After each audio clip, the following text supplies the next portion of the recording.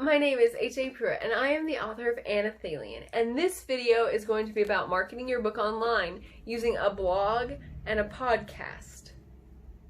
So what is a blog? A blog is an online journal or a informational website where you can write about what you want. My notebook says something different and it has the blogs I've written in it. So why use an online journal or an informational website to market your book? It is a way for readers to understand who you are as an author. By writing these free little blogs about maybe your fantasy land, or if you're a nonfiction author, writing about the historical era that you write about in your historical book. It helps readers see your tone, your voice, your style. It helps them understand what subjects you're interested in, what subjects you're going to tell them about in your book. So they can go from this free journal online to saying, hey, I really like what this author has to say. Now I'm going to go buy their book. It shows your readers that they do want to read your book, and it gives you that credibility that shows them, yeah, I do want to spend my money on this author instead of just kind of casually reading their stuff.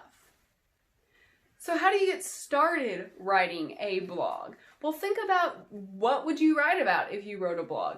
I wrote a fantasy book, and so my blogs are mainly about the story behind the story of Anelthalien, and I wrote the story behind Anelthalien as kind of this allegorical adventure you can go on with me, and so you can relate to how I feel. I did the YouTube version of it, but my blogs tell it in a much more allegorical way, so you get kind of the feel and style of how I write, my tone as an author rather than a speaker, because I speak like bad and stuff, but I write a whole lot better.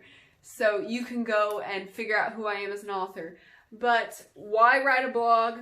Or how do you get started? Think about what you want to write about. Who's your target audience? What kind of book do you have? What does your target audience want to read? That's what you should be doing in your blog. After you figure out what you want to write about in your blog, then make a plan. Set out your plan, write your plan down, just kind of like if you're plotting your book. Get what you want to write about in your blog. Once you figure out, yeah, I do have something to say in a blog, in an online blog that's in addition to my book, then research and figure out who you want to be your web host.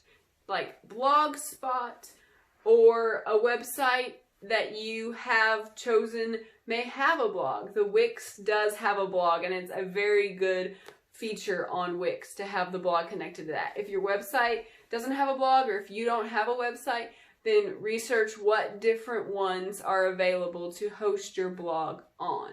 And then after you've researched and chosen one, then make sure you tell people about it. If you write a blog and nobody knows, nobody's going to read it because they just don't know. So pick a topic, research, and then tell people about it. So is writing a blog worth it? Writing a blog does cost money because you need a provider to host your blog.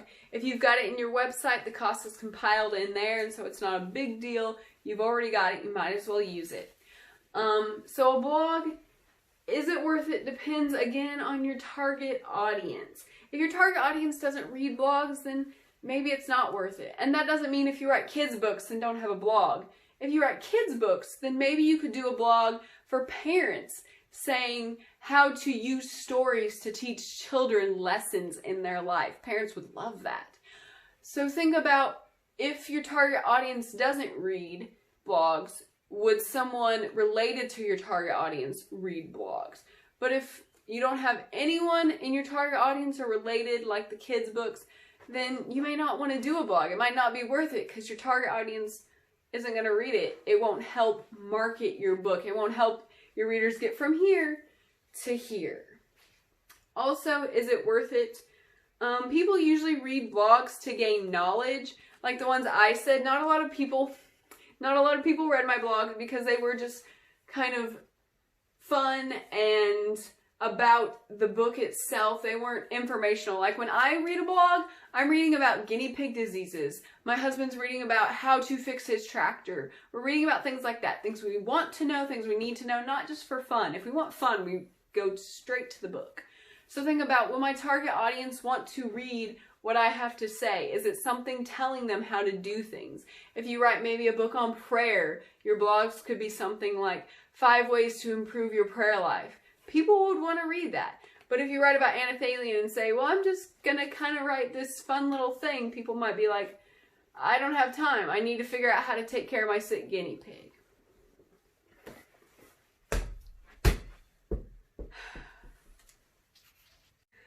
On today's podcast, we're going to talk about online marketing tools, and this episode is about podcasts. What is it? What is a podcast? A podcast is really just a audio version of a blog. And so where some benefits come from typing out and writing your thoughts, other people listen better and learn better whenever they can hear it.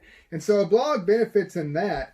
What it does is gives readers a feel for who you are. And so as an author, if you're trying to build up your fan base, a blog is a good way for readers to start to connect with your inner workings and to feel like they know you and they want to know more about you. And so it might drive them to your book.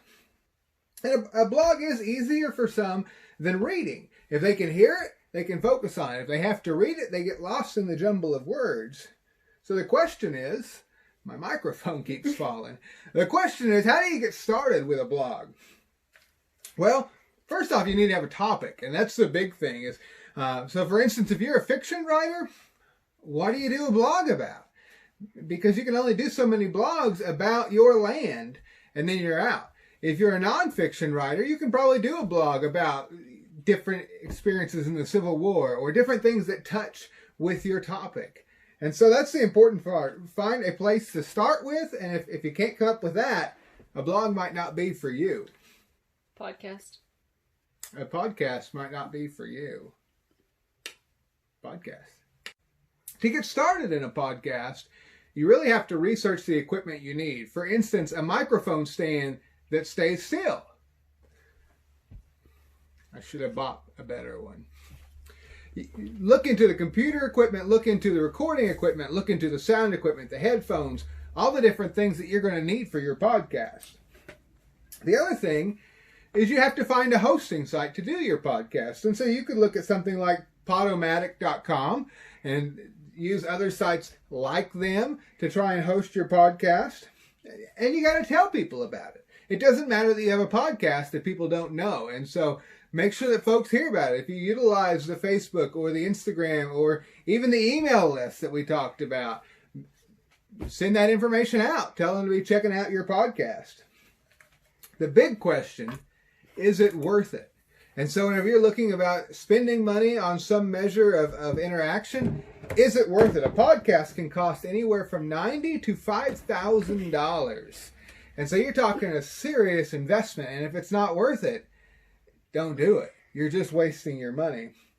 While many people readily listen to podcasts, one of the things to keep in mind is that your target audience is readers. And readers read. And so maybe they won't be listening to podcasts. And so maybe for you, a podcast would be a complete waste of time. Think it through before you do it. Thank you for joining us on today's podcast. So as kind of a summary, remember that you need to make sure if your target audience wants to read extra, and you have to think about if you have extra to write or to talk about. And ultimately, it's a marketing tool, and so you want to make sure it's going to lead them back to your book. And if it doesn't, then it's not going to benefit as a marketing tool. Bye for now. Hi, if you want to know more about anethalien, please follow me on Instagram, check out my Facebook page, please subscribe to my YouTube channel, or visit my website at HAPruitt.com. Thanks for watching.